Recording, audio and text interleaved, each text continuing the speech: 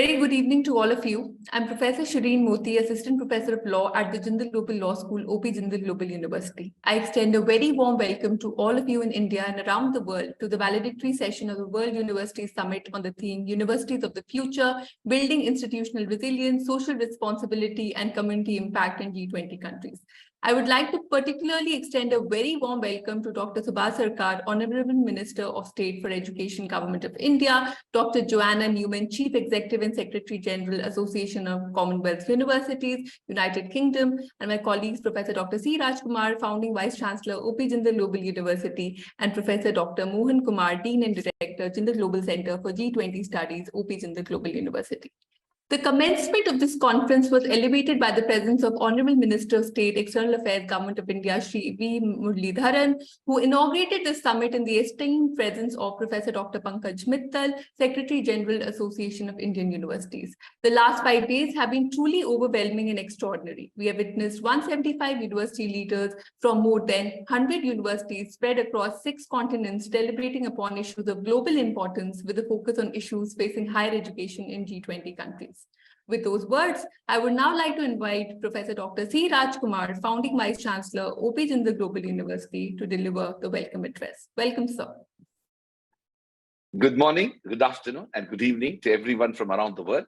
Welcome to the valedictory session of the World University Summit, hosted by OP Jindal Global University. My deepest gratitude and appreciation is to Dr. Subhas Sarkar, the Honorable Minister of State for Education, Government of India, my very dear friend, Dr. Joanna Newman, Chief Executive and Secretary General of the Association of Commonwealth Universities, for making this valedictory session so special with their esteemed presence. This is the 3rd World University Summit convened, especially in the context of India assuming the presidency of the G20, and hence it is also called the G20 Higher Education Forum. I would like to take this opportunity to convey my sincere gratitude to the Ministry of Education, Government of India, especially the Honorable Minister of Education, Shri Dharmendra Pradhan, as well as the Secretary to the Ministry of Education, Mr. Sanjay Murthy, for their unrelenting support and recognizing our summit as one of the official G20 events. This summit was our humble attempt to find unity in our diversity, to overcome the challenges that have been set in these current times in the higher education ecosystem. To be able to create a forum and knowledge center which could benefit such a diverse and dispersed group of stakeholders of higher education across the G20 countries has indeed allowed us to realize the vision we had when we first conceptualized this event of reimagining the universities of the future. The last 5 days have been truly thought-provoking. While we started on 27th of March at the crack of dawn in the West, the intellectual deliberations across the day went on till midnight to welcome the rising sun in the East and continued for the next 5 days. As we continued across these 5 days, across this summit, we've had more than 60 hours of live streaming. It has been our objective to create intellectual capital and knowledge with a global view and living through multiple time zones across these 5 days of invigorating dialogues. It is perhaps why we were able to create a significant impact for a global audience. And I'm happy to share that we had nearly 10,000 views across all the streaming platforms for all the sessions during this period.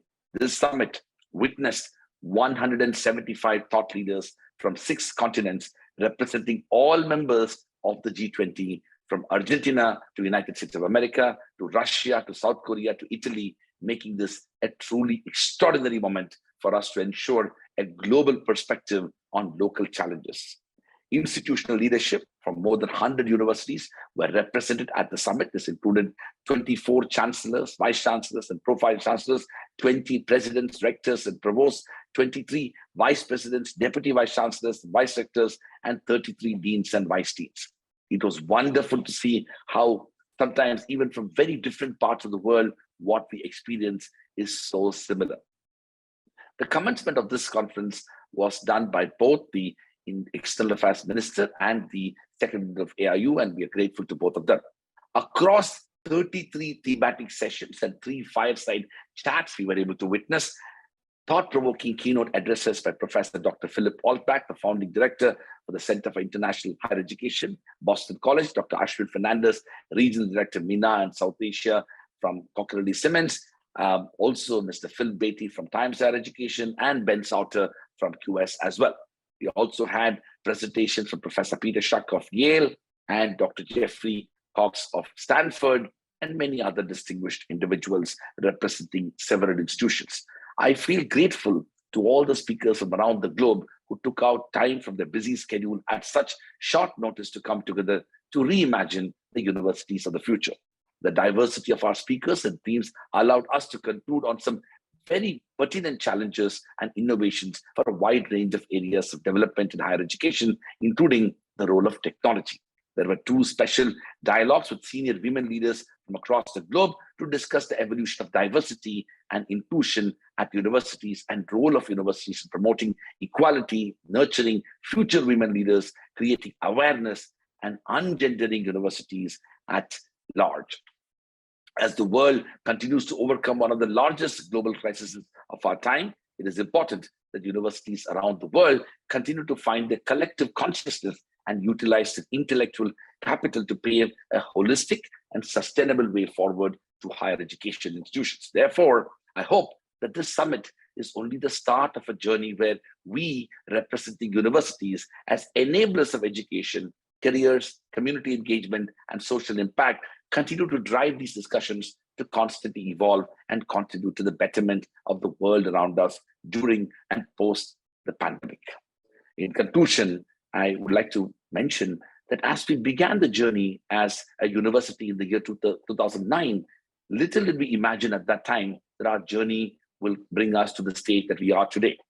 This university was established through a philanthropic initiative of our founding chancellor and benefactor, Mr. Naveen Jindal, as an important effort to build a legacy, but more importantly, to contribute towards the idea of establishing a world-class university in India. We began in a very modest manner in 2009 with only 10 faculty members, 100 students, 1 school, and a relatively small campus.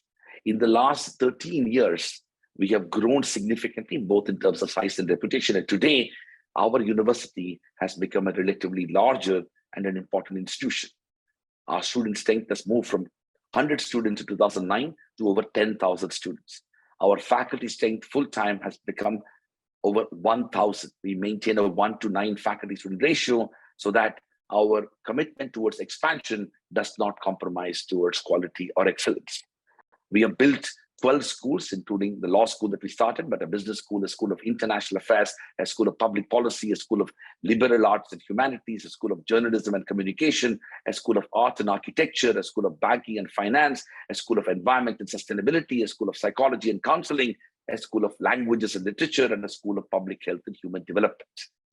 The evolution of OP Jindal Global University from its modest origins in 2009 to today, what we have become, is indeed an example of what we can do in India, but also what we can do together. This university was created by the philanthropic initiative of our Chancellor, Mr. Jindal, but it had the phenomenal support of individuals from around the world, including some of the leading institutions, including my own alma mater, Harvard University. I also want to mention that to take an interest to support the idea of institution building is something that not everybody is ready and prepared to do. In this regard, I am especially grateful to my dear friend, Dr. Joanna Newman, who is, of course, currently serving as the Chief Executive and Secretary of the Association of Commonwealth Universities, but in an earlier avatar as heading the international relations effort at King's College London. Joanna believed in us long before the world discovered us. Joanna, like a few other individuals around the world, believed and supported and trusted in us long before so many others believed, and she invested in the idea of institution building long before so many did. At this moment, as we celebrate the 14th anniversary of OP Jindal Global University, as we mark several successes, including being recognized as India's first-ranked private university by the QS World University Rankings, being recognized as India's first-ranked law school, and to be globally recognized among the top 100 in the world, all these recognitions, accolades, achievements, and the shining glory among all of them, being recognized by the Government of India as an institution of eminence, being one of only 8 public and 4 private universities in India among 1,000 universities, all of which has been possible because of the extraordinary and generous philanthropy of our founding Chancellor, Mr. Jindal, but also equally important were those supporters, the cheerleaders, those who went beyond the call of duty and believed in us long before the world recognized us. So I'm very, very grateful that Dr. Joanna Newman has accepted our invitation to be in this valedictory session. And on that note, I would like to conclude by once again thanking each and every one of you for joining us in realizing our aspiration and vision to create a global impact. I believe that the World University Summit is here to stay, and we will continue this effort and to work towards the World University Summit 2024 to make it even bigger and better. Thank you very much, and namaste. Thank you for that, sir. I would now like to invite the guest of honor for today's valedictory session, Dr. Joanna Newman, Chief Executive and Secretary General, Association of Commonwealth Universities, United Kingdom, to deliver the valedictory address. Welcome, Dr. Newman. Thank you so much, Professor Moti, and thank you, Professor Kumar, for your very, very kind words just now. And I'm really, really proud to have been associated with the really rising success of Jindal from those days when I was at King's and visited often. And I think that Jindal is a perfect example of what I'm going to be talking about, which is the value of international higher education collaboration across the world and why it really matters. I'm joining you today from the Association of Commonwealth Universities, and we are an international organisation dedicated to building a better world through higher education. Our network has over 500 members, universities across more than 50 countries, including 158 universities in India. Founded in 1913, we are the world's first international university network and the only accredited Commonwealth body representing higher education. And as a network, our network is really diverse from both culturally and geographically. We span 5 continents. Our member universities range from large research-intensive institutions to small faith-based colleges and can be found in some of the largest, smallest, richest and poorest countries in the world. In fact, more than 2/3 of our members are from low and middle income countries. And what unites us in our diversity is a shared belief in international collaboration in higher education and its contribution to building a better world. So what does a better world look like and how do we measure it? In 2019, we chose to align the ACU's strategy with the UN Sustainable Development Goals, known as the SDGs, and the university's contribution to making them a reality. These 17 interconnected goals range from ending poverty to combating climate change and are described as a blueprint for peace and prosperity for people and planet. And at the very least, they lay out an intergovernmental plan of action for achieving sustainable development, to which all UN member states signed up. And in this period of climate emergency and serious challenges affecting everybody's life on this planet, it is really, the SDGs is the only intergovernmental framework that we have, which has underpinning it the goals that we hope to make progress towards by 2030. Thanks in part to campaigning by organisations like the ACU, the SDGs set out a series of ambitious targets for higher education, which included higher education for the first time under Goal 4, quality education. And these include equal access for all to affordable and quality tertiary education, including university, education that delivers the necessary skills for employment and entrepreneurship, the elimination of gender and other disparities in accessing education at all levels, and more scholarships for university study. So as India takes over the presidency of G20 this year, its priorities focus on accelerating progress on SDGs and recommitting to achieving the targets set out in the 2030 Agenda for Sustainable Development, with a particular focus on addressing the impact of the COVID-19 pandemic, alongside green development, technological transformation, inclusive and resilient growth, multilateral institutions, and women-led development. Higher education, we argue, underpins all 17 Sustainable Development Goals. In fact, none can be achieved without the commitment and input of universities. There are, after all, goals that required skilled scientists, doctors, lawmakers, climate researchers, and teachers at every level to achieve them, a workforce that only universities can provide. More widely, university graduates bring societal and economic benefits, not only to themselves, but their families, communities, societies, and to their nation's economy. Indeed, while my talk today can't explore this link, I'm hoping that there are a growing number of PhDs out there looking at the link between gross tertiary enrolment and gross domestic product. I'd like to see far more robust research on the correlation between the two, particularly given the implications for investment in higher education. This is, of course, where the ACU argues most cogently for its members, that you have to invest in the tertiary sector alongside the primary and secondary sector if you want to have any progress towards those goals. We're fortunate at the ACU to have many examples of inspiring work from all over the world, bringing us closer to achieving the goals. And no speech would ever be long enough to talk about them all, but I'd like to highlight two noteworthy examples from our esteemed hosts at Jindal. Firstly, OP Jindal released a first of its kind implementing the SDGs, roles of universities and civil society in protecting the environment report, mapping their compliance towards the 17 SDGs back in 2021. The report was released by the Union Minister of Education, Dharmendra Pradhan, a senior colleague of the Honourable Dr. Sarkar. The second example is Amrita Vishwa Vidyapeetham run a highly regarded the Live in Labs program, which is a multidisciplinary experiential learning program aimed at exposing students to the problems faced by rural communities in India with an SDG focus. So as we acknowledge higher education's extraordinary potential to build a fairer, greener, more prosperous world, how do we ensure it meets its potential? With less than 7 years to go until the 2030 target date, universities will be key to supporting India's aim to accelerate the progress on achieving the SDGs during its G20 presidency. That said, higher education's capacity to deliver on the SDGs hinges on a number of interlinked factors. First is the urgent need for improved funding and recognition for higher education. Second is the need to reduce inequalities at every level in higher education, including tackling the barriers to accessing it. And third is making international collaboration an integral part of how universities think and function. I'd now like to talk about all of these in a bit more detail and highlight some of our work and how we're using the connections and commonalities to tackle some of the challenges. So first on funding and recognition. For universities to have the funding and resources that they need, there needs to be a fundamental shift from viewing higher education as something primarily benefiting the individual towards its role as a public good. One of our priorities at the ACU is to champion this role, and there are hopeful signs that the status quo might be shifting.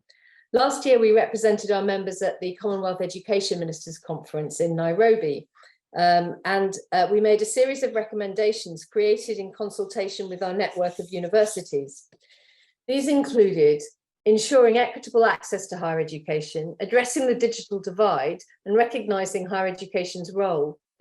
The ministerial statement issued from the summit not only endorsed the recommendations, but crucially called for increased investment in quality tertiary education. And this message went to the Commonwealth Heads of Government meeting in Rwanda, where it was echoed and sounded a clarion call on the global stage for investment in the tertiary sector. Secondly, I want to come to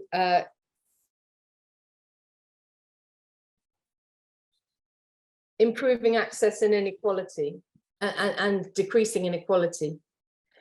Access to higher education globally is still too often dictated by wealth, background, and geography. And as long as access to quality education is uneven, society's inequalities are maintained. The global picture is really stark, showing the regional disparities. By 2030, Australia, Canada, and the UK are expected to have reached gross tertiary enrolment of 90%. Similarly, Japan and Korea expect to have a university enrolment rate of 80% by 2050. In sub-Saharan Africa, however, where 70% of the population is under the age of 30, tertiary enrolment lags at about 8%. By 2050, nations such as the Central African Republic and Niger are expected to still be struggling to reach a rate of just 5%. In India, tertiary enrolment was 31% in 2021 and is steadily growing, raised from 10% 20 years prior. These grave regional disparities were only exacerbated by the COVID-19 pandemic, when internet access became vital to continuing to learn and teach. The World Bank estimates that over 220 million post-secondary students had their studies stopped or significantly disrupted due to the pandemic. And students from marginalized and low-income groups were hit hardest. And universities that were unable to pivot to online teaching were based solely in lower-income countries. The issues they face are not simply about internet availability, but also disparities in access to IT, infrastructure, personal devices, and reliable bandwidth. In a post-pandemic world, it's clear that greater resilience and adaptability must be built into our education systems, enabling them to weather future crises. However, the rapid expansion of online learning in the pandemic also presents an opportunity to widen access. The fact remains that any potential will only be realized if governments and institutions take actions to close the digital divide. And the ACU has a fantastic example of working in a blended way. We were funded by the British government to work in East Africa with a blended learning program. And what was different to a MOOC in this was that we co-created modules with our 23 member universities. We then trained the trainers to deliver these on an online platform and in person. And we then trained and supported students in working on an online environment. And it's worked so well that the Australian government is now funding us to do the same program in West Africa. And the ACU, I know, is in discussions with India about having a program that could roll out across India as well. And the program for enhanced and blended learning is a wonderful example of international collaboration and creation, building on the lessons of COVID and also building on the technology advances that make an international classroom possible. As mentioned earlier, universities mirror wider disparities in wealth and resources. Many in lower income countries report a shortage of some of the core resources they need to thrive, whether these are issues of infrastructure, a shortage of qualified staff, or the resources to get research into the hands of those who can use it. All are obstacles to achieving quality education for all, SDG 4. Capacity development is described as a process by which individuals and organizations develop the ability to set and achieve their own objectives in a way that's fair and sustainable. For example, we believe that funding for research must be accompanied by a commitment to equitable partnerships between funders, universities, and the communities they seek to help, and to building environments in which researchers can thrive and share their findings. And it's only by supporting an institution's core capacity to manage, co-create, and disseminate research can we deliver impact beyond the life cycle of a given project. And this is a number of projects that the ACU is involved in at the moment, is all about building institutional capacity and strength. Of course, concerns around equality and access are all about more than just about enrolment, funding, or bridging the digital divide. They're also about ensuring that universities are inclusive spaces in which all students can thrive and feel they belong, spaces where they see themselves reflected in their lecturers, in language, in institutional leaders, and in curriculums. We also know from conversations that different countries and institutions have different priorities and perspectives when it comes to inclusion and what it means to them. Some suggestions of how to tackle this have come from our members and include the creation of a more level playing field in academic publishing, greater focus on interdisciplinary research and teaching. More recognition should be given to the achievements of universities and scholars in the Global South by thinking beyond the current university rankings. Finally, there should be a conscious attempt by universities and academics to revalue knowledge which falls beyond the confines of market imperatives. This diverse wealth of knowledge and perspectives, skills and priorities is one of the greatest assets of our network. But how do we ensure that this knowledge is shared? This brings me to a crucial element of higher education's role. We believe that international collaboration, as I said at the beginning, enriches everything that is valuable and vital about what universities do.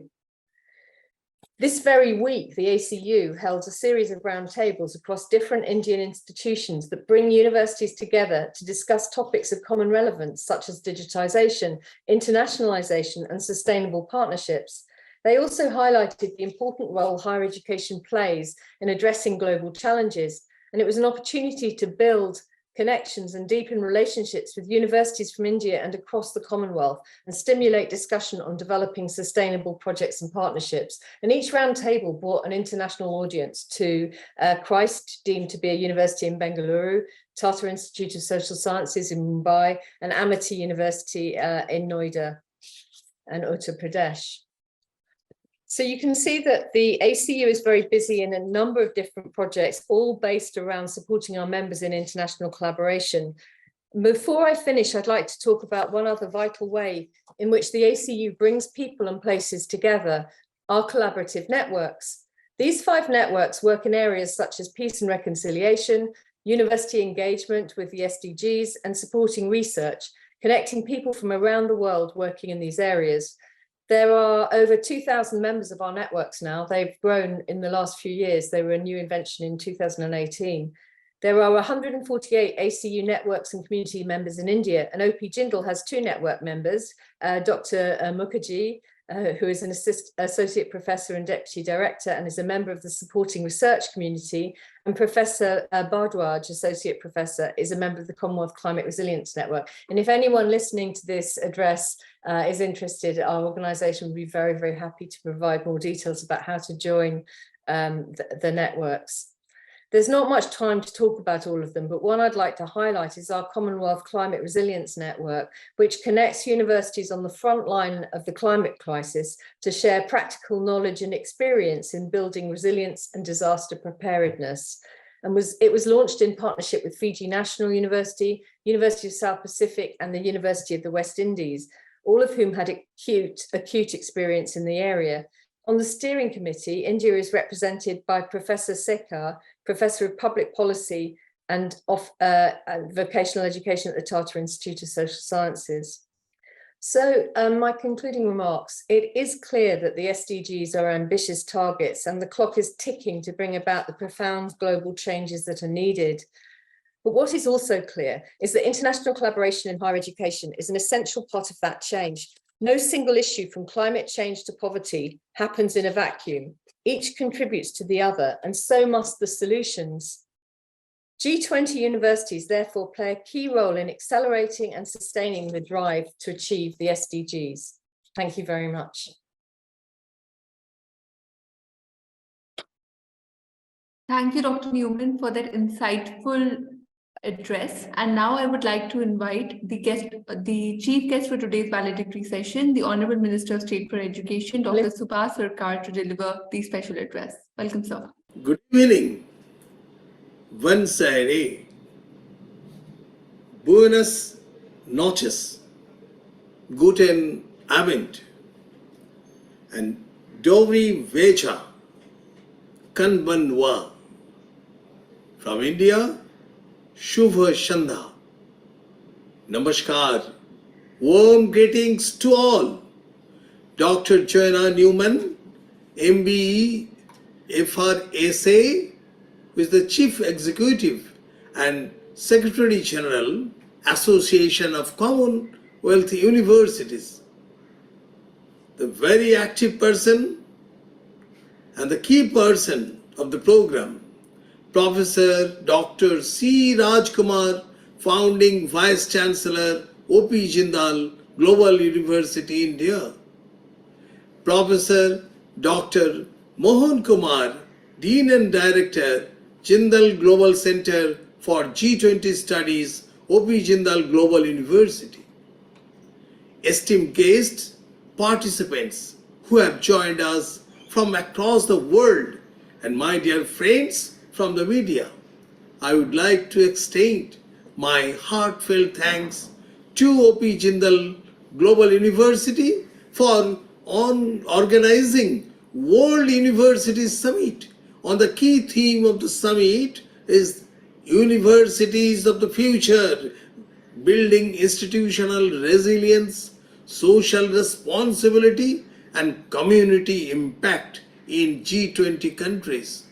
Dear all, the sole purpose of education is the development of physical, moral, spiritual, and intellectual powers of the human beings, and to thereby achieve enlightenment and salvation through it. I am sure this event have considered the contemporary challenges of higher education in the G20 countries and beyond. I would like to share a sloka from Ishopanishad. Isha Bashhamidam Sharva Yaktisha Jagatma Jagat Tena Taktena Mujjitha Ma Gridha Kasha Shidhanam. That is, it means consciousness pervades every particle of the universe. O human beings, enjoy this wealth in the need-based sharing and caring spirit, and not greed-based acquisitive culture. This is very important. I am repeating again. Enjoy this wealth in the need-based sharing and caring spirit, and not greed-based acquisitive culture. As you all know that India has assumed the presidency of G20 this year, and the theme of India's G20 presidency is Vasudhaiva Kutumbakam in our language, and all for the world, one earth, one family, one future. The verse Vasudhaiva Kutumbakam expresses the ultimate philosophy of oneness, is of great significance to our spiritual and moral life. India's philosophy of Vasudhaiva Kutumbakam signifies that all beings on earth belong to a single family. This principle of the fundamental unity and interconnectedness of all life forms encoded in Indian scriptures thousands of years ago resonates with most ancient indigenous spiritual traditions around the globe. Dear all, India proposes to build on and carry forward the deliberations held under past presidencies and address the problem that are preventing the full transformational potential of education from being realized. All the meetings which are being conducted in various parts of the country will create a lot of opportunities for development in education as well as in employment. So, I would urge you all to celebrate the unification of mankind led by India with great enthusiasm. Dear all, by following the vision of our ancestors and under the dynamic leadership of Honorable Prime Minister Shri Narendra Modi ji, our national education policy envisions an education system rooted in Indian ethos and contributes directly to transforming India. As our Honorable Prime Minister Shri Narendra Modi ji said, the new national education policy prepares the youth of India for the new century. The National Education Policy 2020 stands on the 4 pillars: quality, equity, access, and affordability. Themes that run through many of the reforms brought about by the visionary leadership of Honorable Prime Minister Shri Narendra Modi ji.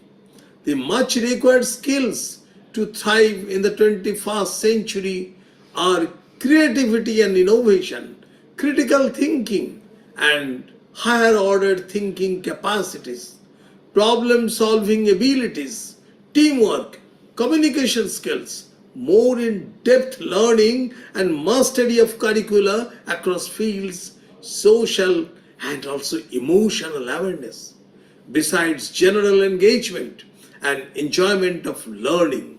The youth has been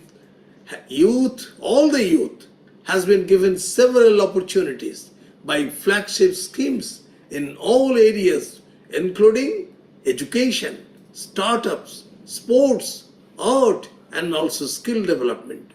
The national education policy lays special emphasis on a value-based approach to education, and at the same time, it provides students with skills that will equip them to become leaders in a socially and economically dynamic world. In today's age, when we are living in a knowledge economy, it is very important to create academic institutions of eminence which will not only give wings to the aspirations of our youth but also attract students from distant sources who will come here in quest of knowledge and in the process also get a first-hand insight into our age-old culture and heritage. India is in the battle for academic excellence, and in this journey, world-class universities or elite research universities play a critical role for developing a nation's competitiveness in the global knowledge economy. Efforts are required to enhance capacity and boost research performance. This year marks the 75th anniversary of India's independence.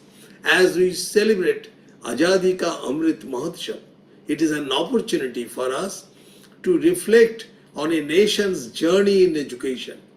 I would like to mention that recently our education sector has reached new heights on the global stage. 66 Indian universities have made to the QS World University Ranking 2023 across 38 subjects, in which 17 Indian universities are now amongst the world's top 100 ranking and leading the way in global recognition. Providing universal access to quality education is the key to India's continued ascent and leadership on the global stage in terms of economic growth, scientific advancement, national integration, and also cultural preservation. We have various schemes which supports the research like Imprint. The Imprint means impacting research in technology. UAI, that is Uchatara Avishkar Yojana, fast training and research in your frontier areas. GIAN, Global University of Academic Network. SPARK, Scheme for Promotion of Academic and Research Collaboration. STARS, Scheme for Transformational and Advanced Research in Sciences. And STRIDE, Scheme for Transdisciplinary Research for India's developing economy. Many others. I am happy to inform you that 7 research parks are being set up. They will serve the purpose of collaborative research and development, act as center of excellence, will work on national mission projects and set up laboratories, incubation hub, research cum academic hub, and act as a center for technology development as well as to transfer. Let me highlight a very important initiative named SPARK, Scheme for Promotion of Academic and Research Collaboration. It aims for research collaboration with foreign institutes in top 500, this QS 2020 World University Ranking, or in the top 200 of QS 2019 World University Ranking. By exploring several opportunities for improvement, including closing gaps between curriculum and industry needs, increasing focus on research, developing international capabilities, and exploring opportunities for international partnership. India has the potential to become a global higher education destination, particularly in domains such as STEM, sports, language, and culture. Education is the lamp that can spread the light of evolution in any space and brighten the future of the nation. Dear all, this summit has been conceived with a noble vision to create a platform for universities from the globe to join hands together in order to redesign the universities of the future.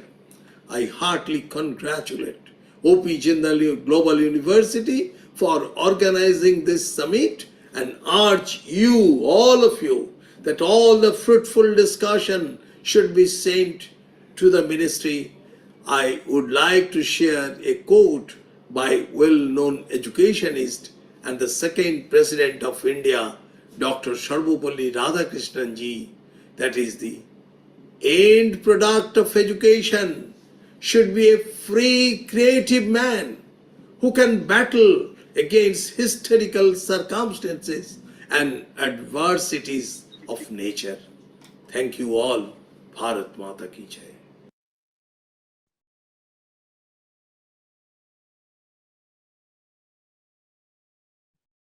Thank you to the Honorable Minister for the insightful special address and even thought-provoking.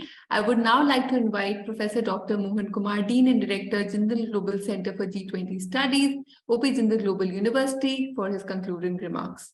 Welcome, sir. Thank you very much, Shireen. Honorable Minister of State for Education, Dr. Sarkar, Dr. Joanna Newman, Secretary General and the Chief Executive Officer of the Association of Commonwealth Universities, Professor Dr. C. Raj Kumar, Founding Vice Chancellor of the OP Jindal Global University, distinguished participants, ladies and gentlemen, it now remains for me to make the concluding remarks for this remarkable World Universities Summit. Lasted 5 days. I thought it was a marathon effort involving over 100 leading universities, 160 odd thought leaders, and obviously G20 countries. I will not even try to attempt a summary because that is well nigh impossible, but nobody can blame us for not trying. And we did the following, I thought. We tried navigating the poly crisis. We tried breaking the glass ceiling. We tried breaking silos. We tried to bridge the gender divide. We tried bridging the digital divide.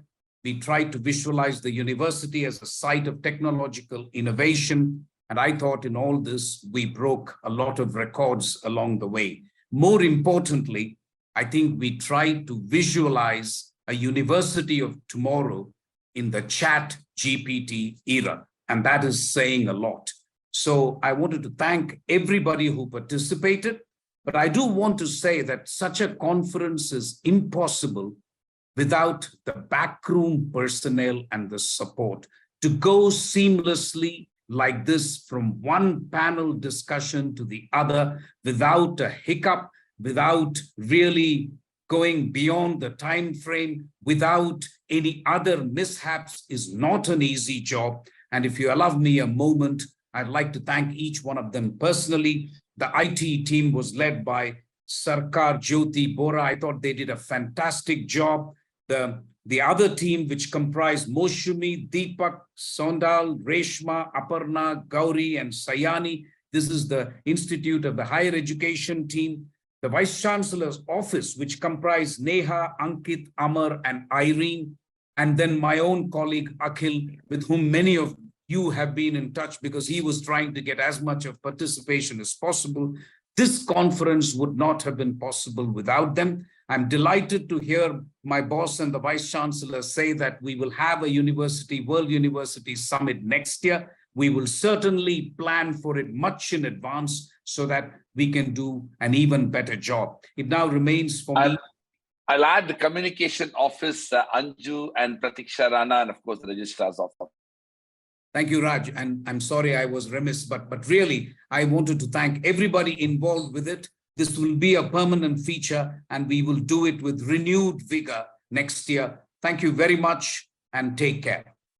Over to you, Shireen. Thank you everyone for being a part of this landmark World Summit. Until next year when we return with yet another version of the summit. Thank you. Thank you. Bye-bye, Joanna. Thank you so much. Thank you very much, Raj. And we have a discussion that still needs to be had on engineering. I'll come back to you. Yes, of course we will. Thanks.